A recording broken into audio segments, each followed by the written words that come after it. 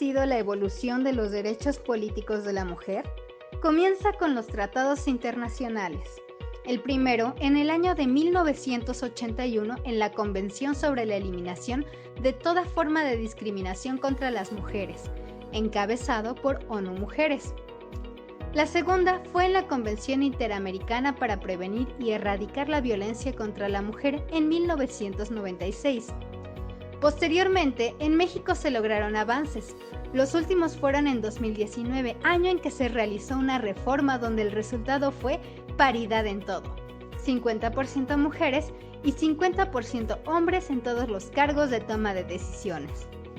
Y la última, reforma político-electoral en 2020, sobre la violencia política de género, que comprendió la modificación de diversas leyes a favor de las mujeres. Aunque los logros son sustantivos, continúan los obstáculos para que las mujeres puedan acceder a un cargo político de manera real y libre de violencia. Pero, ¿cuál es el camino que debemos seguir para que México logre una democracia más igualitaria? Hoy, nuestras invitadas nos darán su punto de vista sobre cómo continuar ese camino.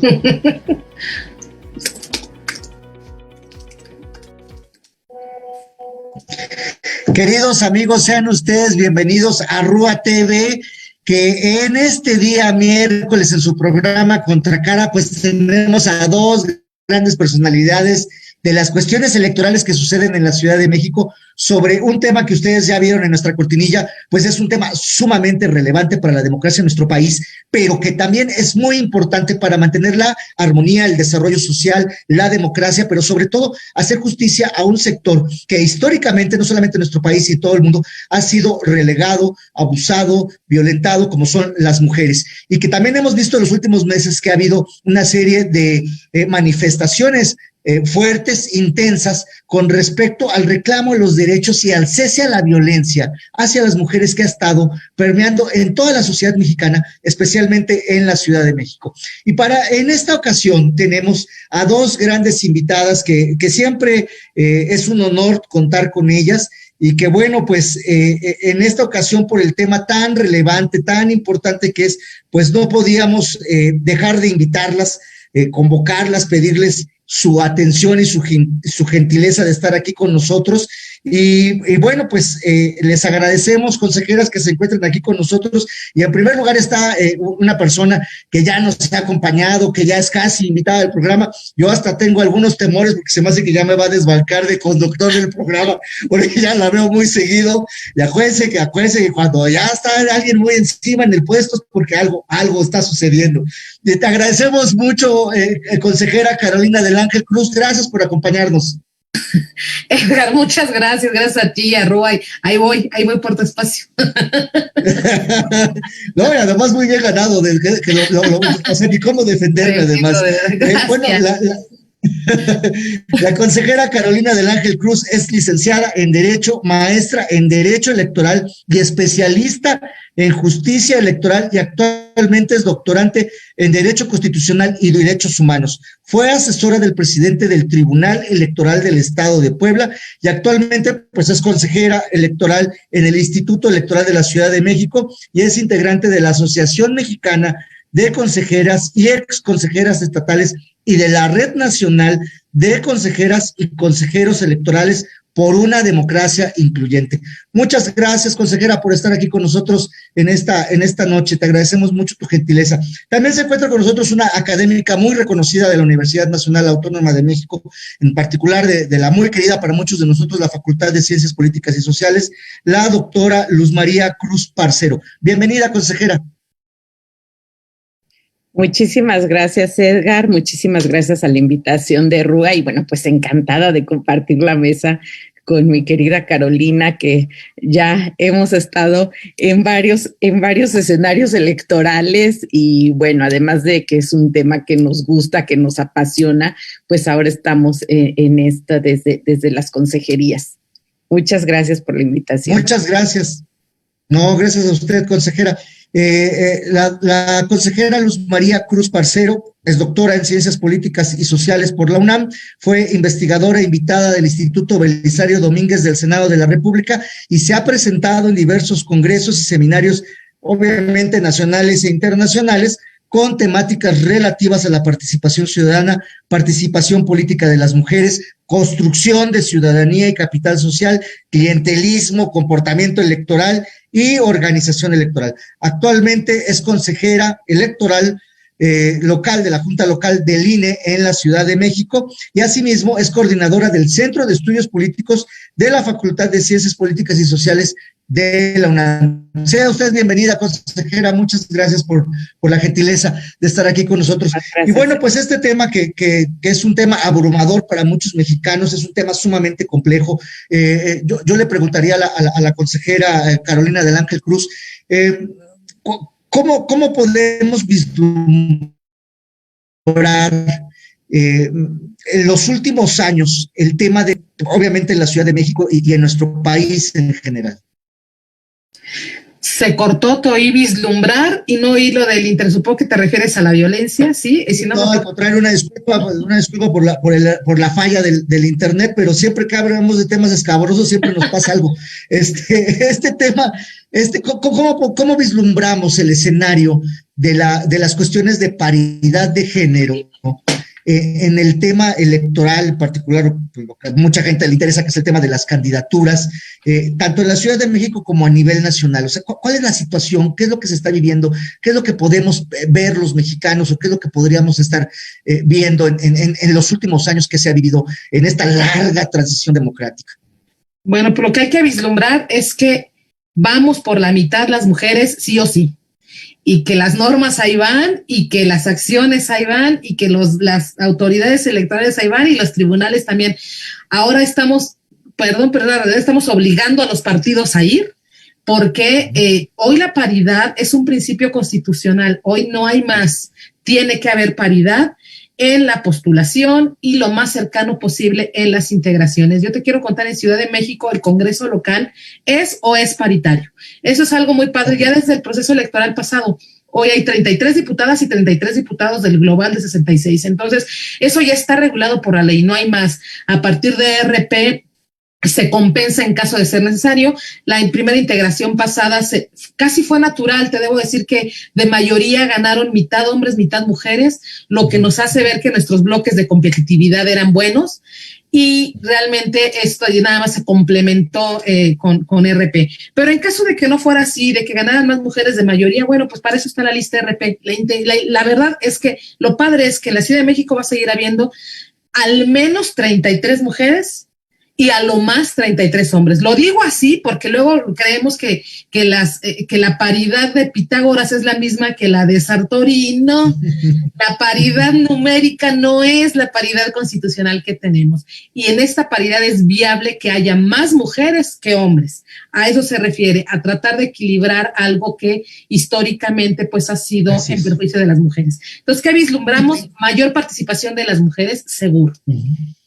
¿Y por qué hay en algunos sectores, especialmente los que somos neófitos en este tema, consejera del Ángel Cruz, por qué hay esta idea de que no se ha logrado esta paridad plena, a pesar de que ya hay una reforma constitucional, que obviamente las leyes secundarias, los reglamentos, pues ya garantizan digamos, esta obligación que tiene el Estado y la sociedad con las mujeres? ¿Por qué todavía sigue ese halo de que no se percibe, o sea, no percibimos que sea una realidad efectiva?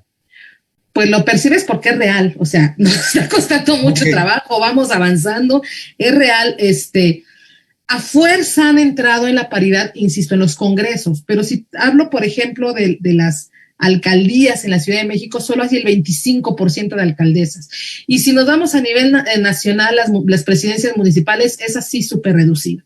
Y si tú volteas a ver los gabinetes de los gobiernos de los estados, de los gobiernos municipales, no hay mujeres, y no porque no quieran, ¿no? Sino pues si tú les preguntas a quien sea que los nombra, básicamente te van a decir que no hay o que no están preparadas. O sea, los mismos argumentos sin sentido de toda la vida, porque las mujeres ahí estamos y las mujeres estamos preparadas.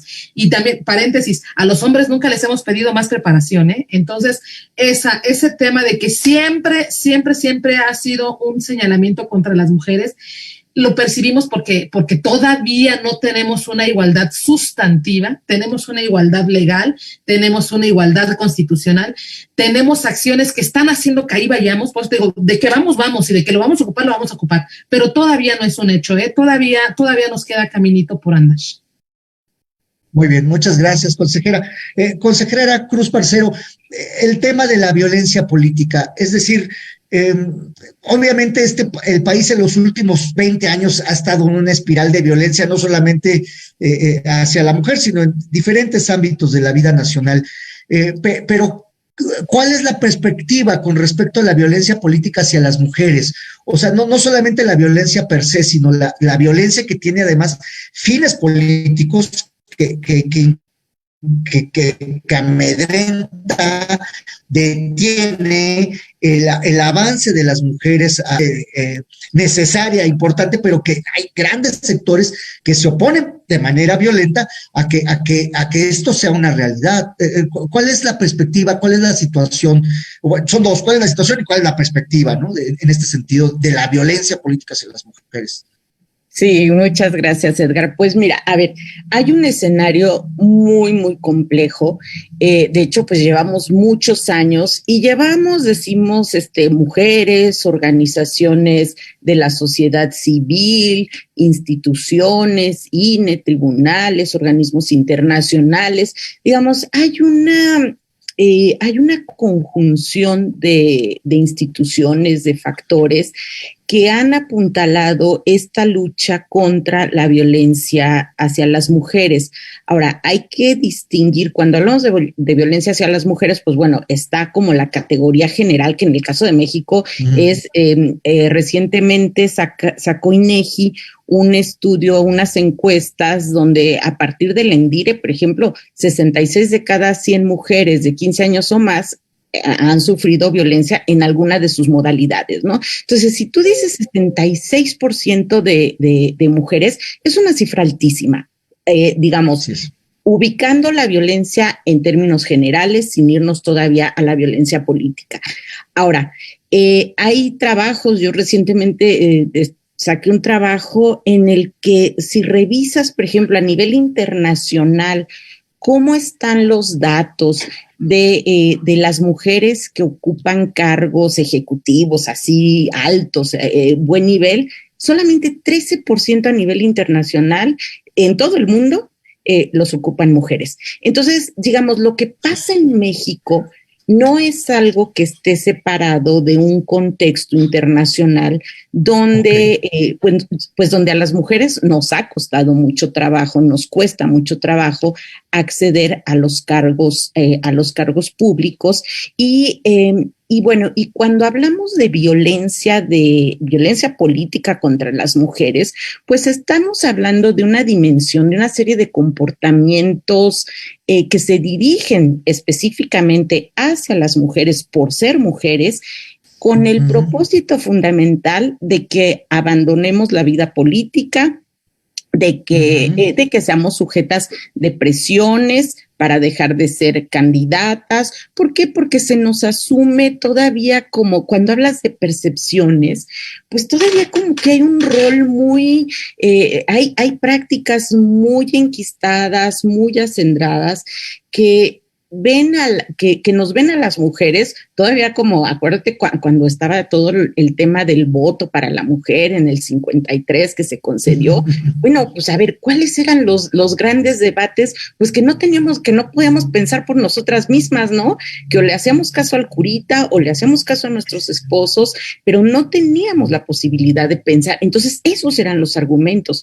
Y la violencia política que se inscribe en este ámbito de lo electoral, pues finalmente reproduce toda esa, pues digamos, todos esos marcos culturales que son tan difíciles de borrar. Ahora, si hablamos de perspectivas, al menos para México, el escenario del último año ha sido maravilloso. Bueno, maravilloso en términos de legislación.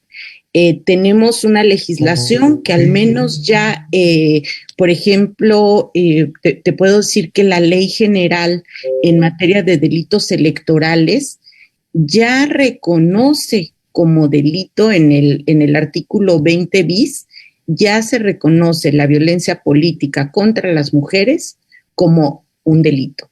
Y entonces, entre esos delitos tienes, por ejemplo, si se ejerce algún tipo de violencia contra una mujer que pueda afectar el ejercicio de sus derechos políticos, si se restringen o anulan los derechos de voto, si se amenaza o intimida a las mujeres para que para que renuncien a las precandidaturas, a las candidaturas.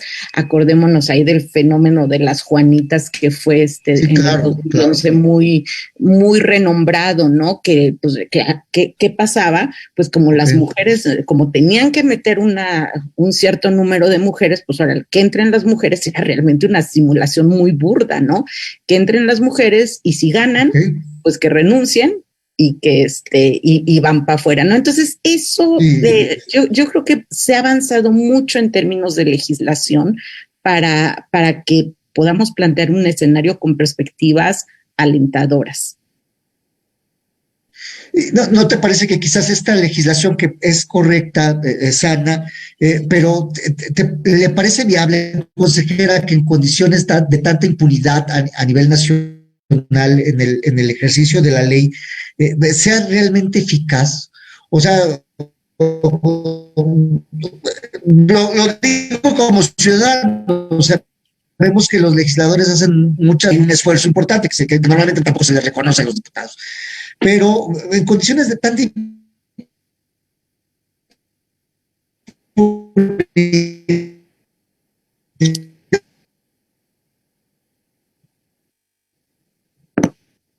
ya se congeló, ¿verdad?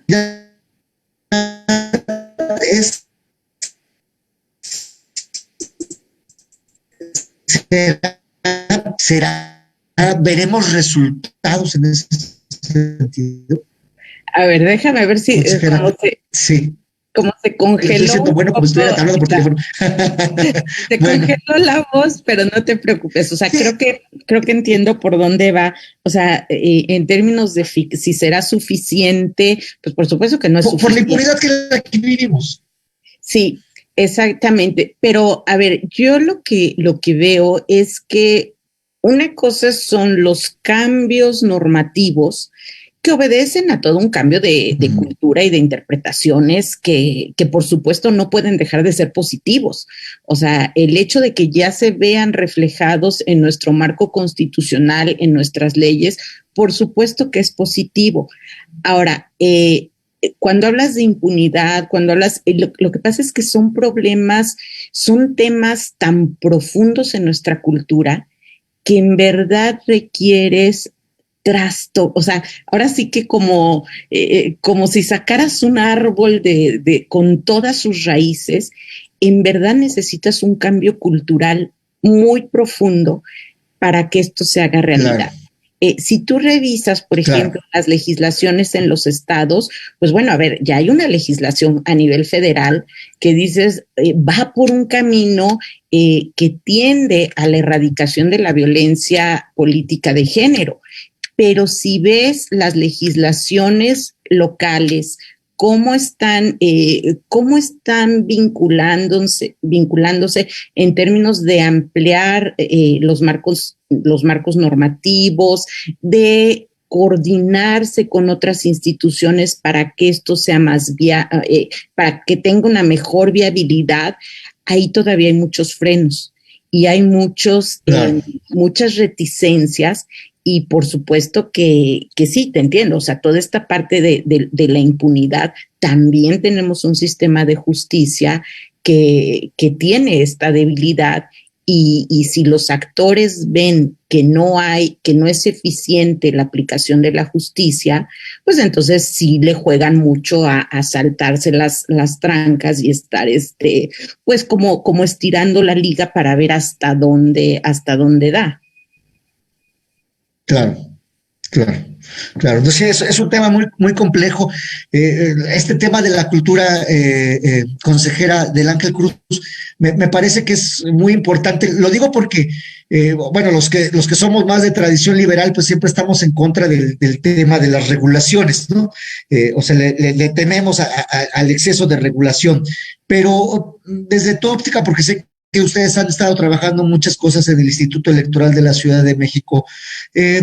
¿Cuál sería un ABC para comenzar, como lo decía la consejera Cruz Parcero, cuál sería el ABC en la ciudad para empezar a cambiar esta cultura que nos permea, por más que uno, lo digo como hombre, uno por más como hombre que diga, pues yo quiero ser demócrata, creo en la paridad de género, pues hay una cultura profunda, arraigada, que nos corroe.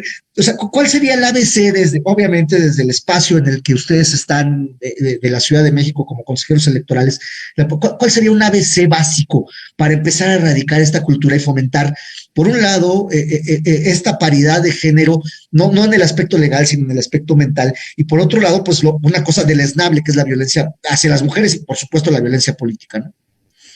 Bueno, pues mira, me parece que es un trabajo transversal y es un trabajo conjunto. Yo te puedo decir que nos toca a las autoridades electorales, pero de nada va a servir si no lo hacemos transversalmente como sociedad, como las otras autoridades, como personas en lo individual. Entonces, de manera general, te diría, primero hay que visibilizar que existe la desigualdad y la violencia, que una es consecuencia de la otra. Necesariamente. Es evidente, está probado, está medido que la violencia contra las mujeres ha incrementado conforme las mujeres hemos ocupado nuestro espacio o nuestro lugar en el espacio público, ¿no? Entonces, primero, visibilizar, eso es básico. Dejar de minimizar cuando una mujer se queja, dejar de hacerla responsable cuando acusa violencia de cualquier tipo, por eso te digo que es transversal, ¿no? Porque una lleva a la otra. Entonces, creerles a las mujeres que denuncian, dejar, por ejemplo, dejar de compartir memes de la mamá luchona, de que también a los hombres los violentan, sí, o sea, estas cosas que demeritan un problema grave y social que es la como violencia. Decimos, chotean un tema y lo vuelven banal, ¿no? Sí, es eso, ¿no? Entonces, ya vimos que el tema está fuerte, bueno, pues vamos a banalizarlo o vamos a esconderlo o vamos a minimizarlo, ¿no? O vamos a decir que no es cierto, que exageran, pues total, son viejas, hombres, son hormonales y exageran, ¿no? Quitarnos eso de la cabeza, creo que eso es lo primero. Eso lo podemos hacer todas las personas. Hay que entender primero que ese es un problema, ¿no? Después de eso, de la mano, roles y estereotipos de género, hay que quitarlo. Y para todos lados, la política no tiene por qué ser violenta y agresiva. Así como también me voy al otro extremo de algunas mujeres que consideran que femenina y feminista no van de la mano. O sea, esos estereotipos en la cabeza hay que quitárnoslos, ¿no? Hay que entender que son roles, que son estereotipos y que no ayudan. Al contrario, abonan al problema.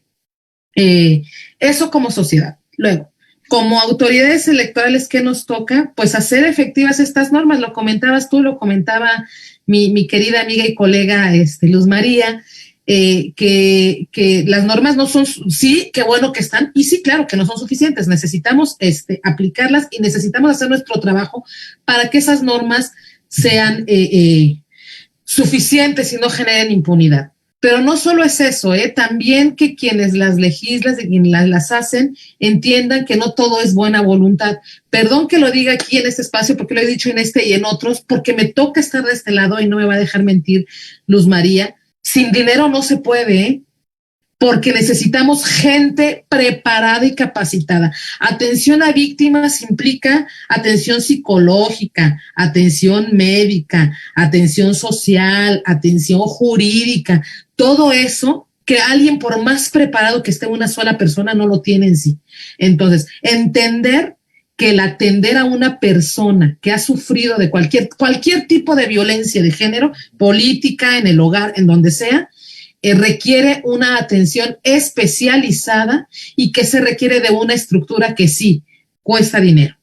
definitivamente cuesta, pero cuesta preparación también. Entonces, sensibilizar a las autoridades, esa es otra. Nos tenemos que sensibilizar y entender que no es lo mismo atender, por ejemplo, del lado de la autoridad electoral, una queja por propaganda electoral, una queja, un PES, procedimiento especial sancionador por propaganda electoral, que uno por violencia de género, que requieren atenciones diferentes, a pesar de que es el mismo procedimiento, requiere verse con perspectiva de género.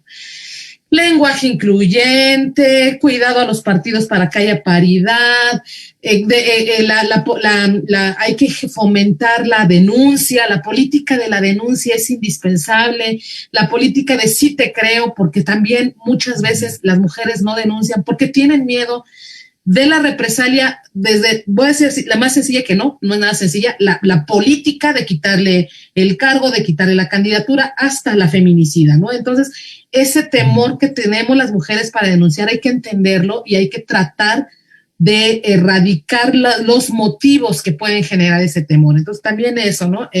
La política de la denuncia, pero también la política del acompañamiento.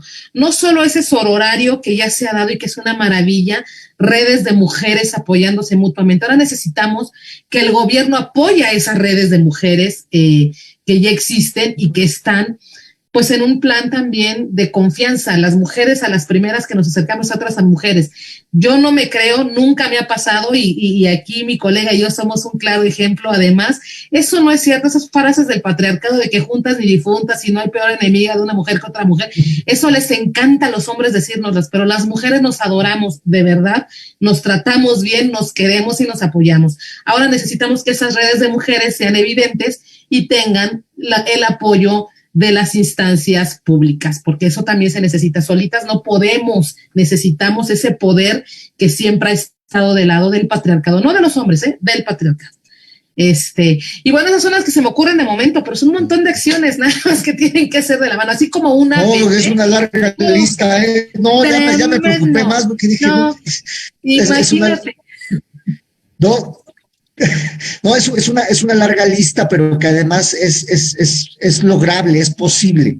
O sea, sí, nada de eso es imposible, también no es tan lejana, Y es una buena noticia, que es viable y que es posible, nada más hay que creernos que es posible y hay que poner, todas las personas tenemos que poner nuestro granito de arena, todas. Pero sí, lo claro es, ¿quién tiene mayor responsabilidad? Los entes públicos, porque son los entes que tenemos el presupuesto, la capacidad, la preparación, etcétera, ¿no? Eso. Así es. Muchas gracias, consejera. Consejera Cruz Parcero, en esa misma lógica, los organismos autónomos, que bueno, la otra vez también con la consejera del Ángel Cruz comentábamos que de alguna u otra manera pues son garantes de una serie de derechos ciudadanos frente al Estado y las facciones partidistas, ¿no? Que buscan legítimamente el poder, ¿no? O sea, para eso están y así lo marcan nuestras leyes. Pero los organismos autónomos, en particular el INE, que usted es consejera ciudadana de la Junta Local del INE, es correcto.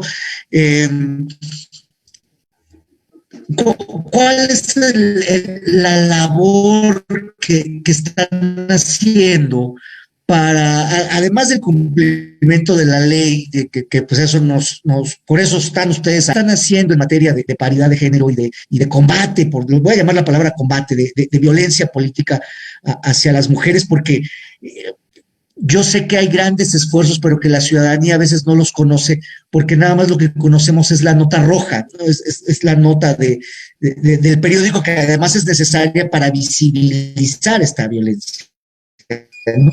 Pero ¿qué es lo que se está haciendo en materia, desde un órgano autónomo tan importante para la democracia mexicana? ¿Qué es lo que se está haciendo en este asunto para frenar esta violencia política, alcanzar el respeto a los derechos? En fin, ¿qué es lo que ustedes están haciendo? Bueno, a ver, a nosotros desde el Consejo lo que nos toca pues es la observancia, la vigilancia en el cumplimiento de la ley. Pero bueno, por supuesto que el INE, el Consejo General, ha avanzado también en propuestas, en acuerdos como muy contundentes, muy claros con este compromiso de pues de que sea realidad este tema de la paridad de género. Mira, en verdad no es extraño si uno hace un recuento de todo lo que los actores políticos han buscado hacer para evadir estas normas, en verdad es impresionante la capacidad de movimiento para la evasión.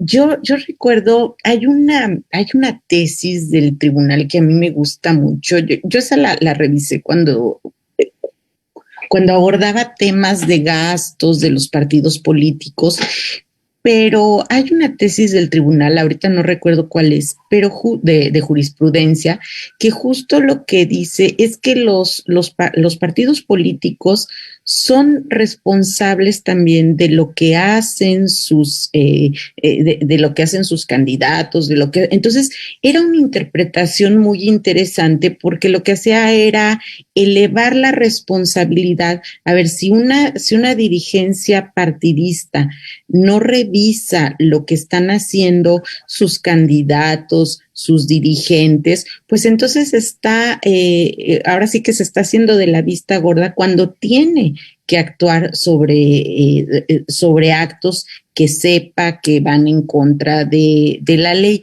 Entonces, yo lo que creo es que los órganos autónomos, como en el caso del INE, lo que hacen es revisar ese tipo de conductas y sentar acuerdos, sentar bases para que esto se cumpla. Ahora, lo que asumimos desde los órganos autónomos, pues es que no hay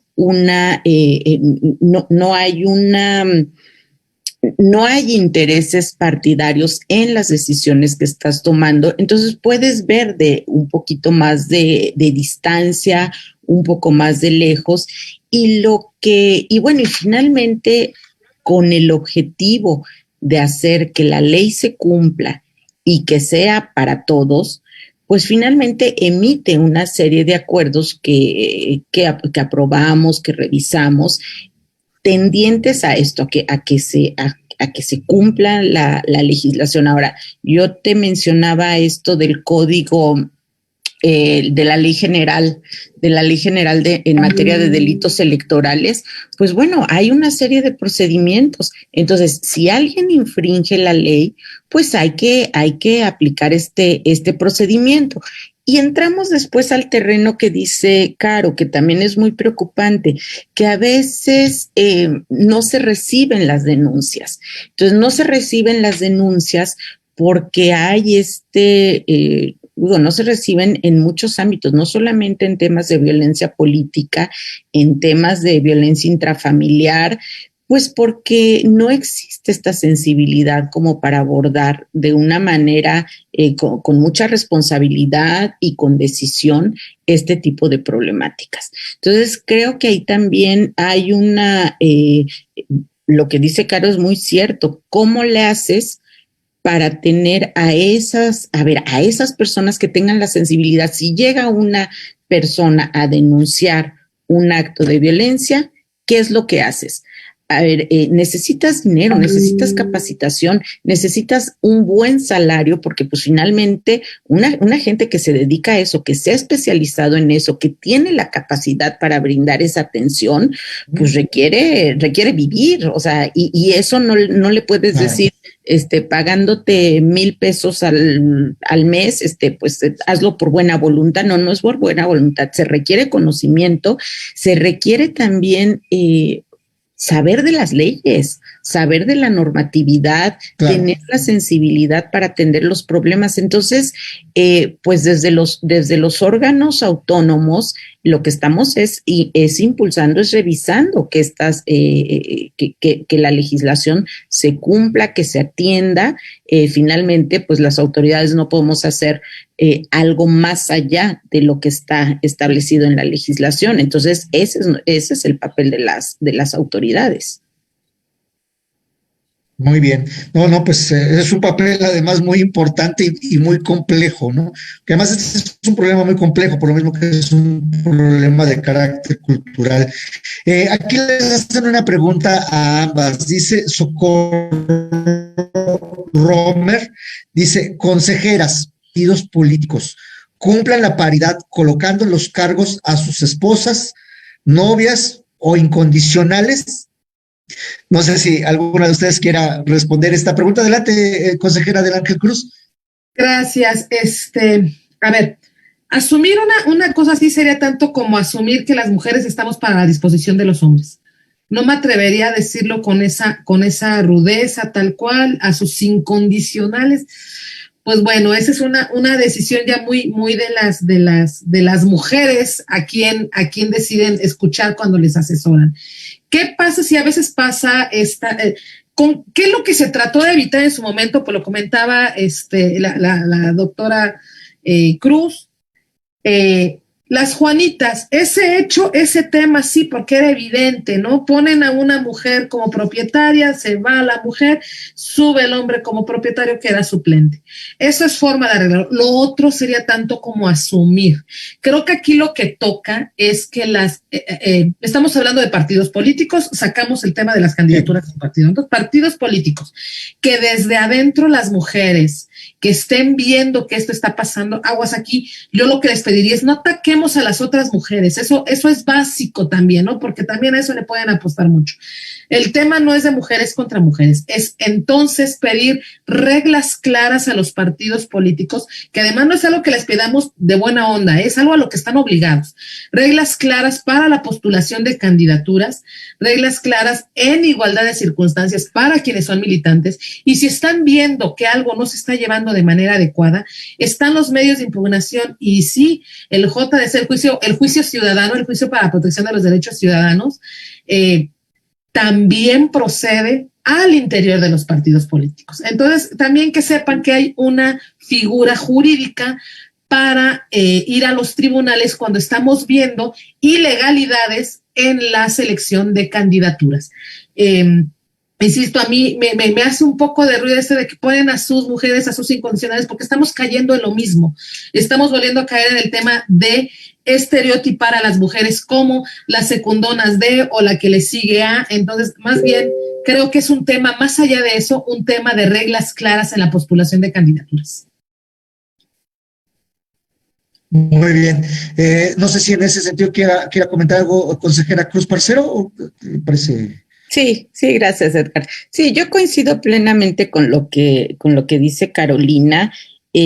A ver, independientemente de cómo lleguen las mujeres, si la pregunta es, ¿cumplen paridad de género? Pues claro que cumplen, porque llegan. Entonces, si llegan mujeres, cumplen paridad de género. Ahora, lo que dice Carolina, la forma en la que llegan las mujeres a ocupar esos cargos o a ocupar esas candidaturas, bueno, pues puede dirimirse dentro de los partidos políticos. Entonces, si hay algo que no esté, que no vaya de acuerdo con la normatividad, si hay algo que incomoda, si hay algo que no marcha bien y que hay sospechas de que algo se está haciendo, pues entonces hay que denunciarlo y hay que utilizar los canales adecuados. Ahora, ahí yo no sé si en el fondo la pregunta que hace Socorro a mí me llevó también a pensar, más allá de los temas de paridad, hay también un tema en el trasfondo de cómo las mujeres a veces, el hecho de ser mujer y de estar en un cargo de representación, y ese es otro súper temazo también, no necesariamente implica que tomes decisiones o que las mujeres propongamos acciones tendientes a en favor de la equidad de género, de la igualdad de género, acciones afirmativas en favor de las mujeres, porque nuevamente regreso al tema cultural. O sea, el hecho de ser mujer no necesariamente implica que tengamos esta perspectiva de apoyar acciones en favor de las mujeres, ¿sí?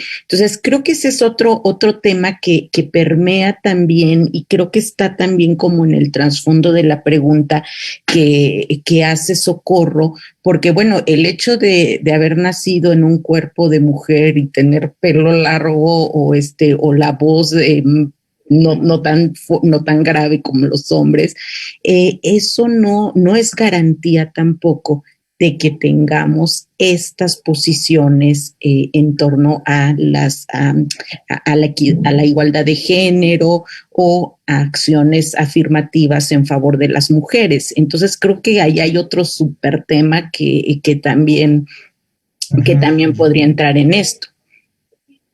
Una conciencia de género, ¿no? Faltaría ahí algún tema así.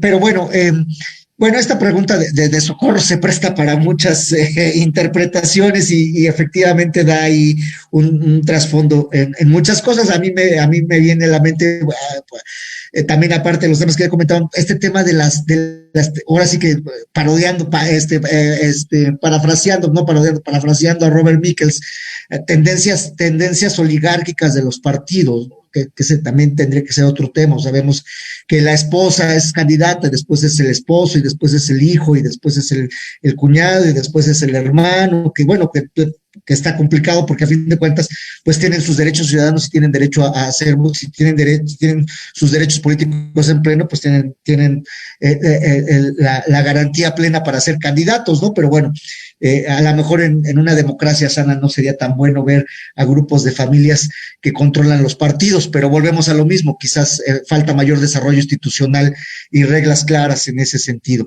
Pero bueno, son temas que las vamos a volver a invitar, yo sé que andan muy ocupadas, pero las vamos a volver a invitar para discutir estos y otros temas más. Y en ese sentido, ya para ir cerrando nuestro programa, consejera del Ángel Cruz, bueno, ¿qué vamos a ver en las elecciones del 2021? Ya están muy ardientes, ya están muy movidas, ya se están dando y que alianzas y que, bueno, en fin, ahí los partidos de veras que Dios los hace y el diablo los junta. ¿Qué vamos a ver? ¿Qué tienen ustedes en mano ahí con estos partidos en la Ciudad de México? Y ahorita vamos a comentar con la doctora Cruz Parcero a nivel nacional, bueno, también en la Ciudad de México, pero a nivel federal. Pero ¿qué estamos viendo en particular con el tema de paridad de género? Pues mira, justo ahorita yo pensé que iba a llegar tarde, ya se me está haciendo costumbre querer llegar tarde a tu programa, porque acabamos de terminar la sesión de consejo donde aprobamos los lineamientos de postulación, y en ellos viene todo lo que tiene que ver con paridad, acciones afirmativas para grupos de atención prioritaria, diputación migrante, y algo que pusimos, quiero decir además, teníamos pensado poner en algún otro lugar, pero lo pusimos aquí a petición de la consejera Erika Estrada, el 3 de 3. Este 3 de 3 que aprobó el INE en su momento, nosotros lo metimos en nuestros lineamientos para que las personas que van a ostentar una candidatura nos firmen un documento en donde nos digan bien clarito, sin lugar a dudas, pues que no son deudores alimentarios, que no son violentadores sexuales y que no son violentadores por razón de género, ¿no? Entonces, eso es importante que se sepa, ya está en norma, porque además ya está avalado por todo mundo que es jurídico, que es viable, que es necesario este asunto del 3 de 3. Como te decía, que viene la paridad, viene a recibir esta 3 de 3. Pues lo recibieron bien, al menos en la sesión hoy. Hay que esperar a ver si lo impugnan.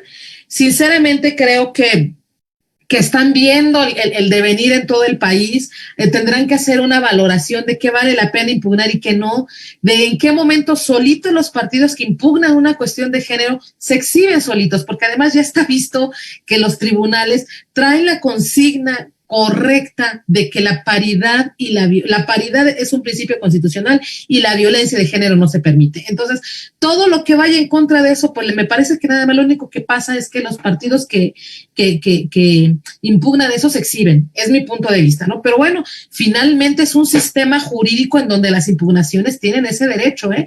Y entonces, pues para eso está, y bendito sistema electoral que tiene una parte jurisdiccional. Qué bueno que así sea, porque entonces será una última instancia jurisdiccional quien determine si las autoridades administrativas electorales no nos estamos equivocando y si vamos por buen camino, ¿no? Yo debo decirlo, veo buena intención de los partidos. Espero que no se queden intenciones y que trascienda a un proceso electoral de postulación de mujeres en lugares donde sí ganen, de ausencia de violencia de género. Eso es lo que sigue. Creo que eso es lo que sigue. Yo no les veo malas intenciones con ello. Hoy vi un ambiente incluso festivo en la sesión del Consejo General con estos temas. Entonces, pinta bien. Yo espero que no solo sea discurso, pero si intenta hacer nomás discurso, pues aquí estamos en el Instituto Electoral de la Ciudad de México para iniciar lo que haya que iniciar. Y pues traigo yo todavía la intención, yo ahorita presido Comisiones Unidas de Género y Educación Cívica, y traigo la intención de proponer un convenio, un acuerdo, un algo, no sé todavía cómo lo estoy estructurando para que sea jurídicamente viable, en donde los partidos políticos se comprometan a que las personas que ganen en las alcaldías integren paritariamente sus gabinetes, porque eso nos falta. Entonces, es solo una promesa, es solo un acuerdo, es solo un convenio, pero pues que a mí me dará mucho gusto desde el Observatorio de Participación Política de las Mujeres en la Ciudad de México darle seguimiento, aplaudir a quienes lo cumplan y señalar a quienes no, porque finalmente ese será nuestro trabajo. No, es un trabajo sumamente interesante, y este último punto de la paridad de la composición de la estructura de las alcaldías, híjole, no, de veras, va a estar bueno ese tema, va a estar rudo. No, va a estar excelente, qué bueno. Te agradecemos muchísimo, consejera del Ángel Cruz. ¿Dónde te podemos seguir? Ya sé que nos has dicho en otros programas, pero hay que repetirlo para que te estemos siguiendo. ¿Dónde te podemos seguir, ver, visualizar en Facebook, en tus redes, en Twitter? Tenemos, pues, sobre todo en Twitter, @del_ángel_caro. No, es ahí, o tengo una fanpage, le llaman en ok, sí, Facebook, si me la pasas, por favor. Es Carolina del Ángel Cruz, tal cual. Okay. Entonces, pues ahí estamos subiendo todo lo que hacemos, todas las actividades que tenemos en Twitter, sobre todo, esa es la red ahorita, Twitter, entonces ahí estamos. Y sí, como sí, ya supongo que es medio fifí el Twitter, pero bueno, es medio fifí porque pero ahí va, es que está acostumbrando nomás.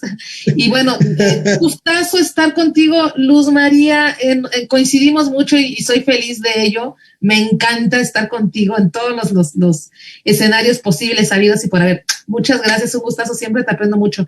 Y Edgar, muchas gracias otra vez por la invitación. No, gracias a ti. Muy gentil, te agradecemos mucho, consejera del Ángel Cruz. Consejera Cruz Parcero, la misma pregunta, que viene una lucha muy fuerte por la Cámara de Diputados, ahí se están confabulando todas las fuerzas para hacer una campaña muy intensa, y obviamente pues la Ciudad de México, como la capital del país, pues va a ser el epicentro también de esta lucha por la Cámara de Diputados y en fin, y por otros espacios de representación. Ustedes en ese sentido, ¿qué es lo que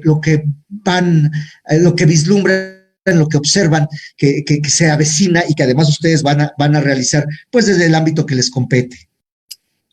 Sí, pues yo también, muy caro, querida, encantada de estar contigo y de discutir estos temas que nos apasionan, que nos gustan mucho y sobre todo que son muy necesarios. O sea, más allá de que nos gusten, pues es muy necesaria la discusión sobre esto. Nosotros también hemos aprobado ya las designaciones que se hicieron de consejeros distritales también tienen, también dentro de los requisitos se pidió las firmas de los documentos que no son deudores alimentarios, que no tienen cargos por violencia en los hogares. Entonces, eso no lo habíamos visto en procesos previos. Entonces, si alguien no entregó esa documentación, pues ya no cumplió con el requisito. Entonces, eso yo creo que de entrada es garantizar que al menos los espacios de decisión de los asuntos electorales tengas a ciudadanos que estén con el compromiso de una agenda pues si no de una agenda de género, al menos de una conducta, de una sensibilidad que te permita avanzar en estos temas. Ahora, el otro tema que me parece también importantísimo es relacionado con la reforma constitucional en términos de alcanzar lo que ahora se denomina la paridad transversal. Ya no solamente estamos hablando de verticalidad, de horizontalidad, sino ahora de transversalidad. Y en la transversalidad entra, pues ahorita la discusión, ya no sé en qué quedó lo del tribunal, pero ya no lo seguí hoy, pero bueno, lo de las gubernaturas, o sea, decir, a ver, órale, va la paridad, pues de las 15 gubernaturas, al menos que 7 sean para mujeres, ¿no? Entonces, como que todos estos temas, lo mismo para los cargos públicos, para los ayuntamientos, para las alcaldías. Entonces, yo lo que sí veo es, te digo, con lo que inicié al principio, que sí hay un acompañamiento normativo que es progresivo, así son las leyes, se van haciendo, van evolucionando, van modificando, se van impactando en otros ámbitos de nuestra vida pública y privada, y finalmente esto nos ha llevado, pues imagínate ya a hablar de una transversalidad, de una paridad transversal, digamos, ya es un tema, ya es una ambición que si tú lo piensas si se hubiera pensado hace 20 años, pues hubiera estado muy descabellado, hubiera sido imposible pensar en esos términos, ¿no? Hoy en día lo tenemos y hoy en día se puede discutir si desde la autoridad electoral se puede decidir si va a haber paridad en las gubernaturas, ¿no? Entonces, pues esos son los temas que, al menos en la agenda de paridad y de violencia, pues son los temas que están impactando y que pues hay que darle seguimiento. Muy bien, muy bien. Muchas gracias, consejera Cruz Parcero. ¿Dónde la podemos encontrar? ¿Dónde podemos darle seguimiento a su trabajo, sus acciones? ¿En qué redes podemos localizarla? Pues yo también tengo el Twitter, que empezaré a usar más. Es @Luzma1104. Y ahí estoy. No, pues muchísimas gracias, consejera Luz María Cruz Parcero, muchas gracias por acompañarnos, consejera Carolina del Ángel Cruz, ambas, en serio, las vamos a seguir invitando, las vamos a estar molestando para que nos acompañen, para que nos den luz en estos temas tan complicados, pero tan importantes para la ciudadanía, y por supuesto, pues agradecerle a todos nuestros amigos que nos siguen en Facebook, en YouTube, a todos los que nos escriben, Santiago, a mis alumnos, a los amigos, a los que no son amigos, pero les gusta ver el programa, les agradecemos a todos infinitamente que nos estén acompañando aquí en Rúa TV en su programa Contracara. Los esperamos el próximo miércoles. Un gran abrazo a todos. Que les vaya muy bien.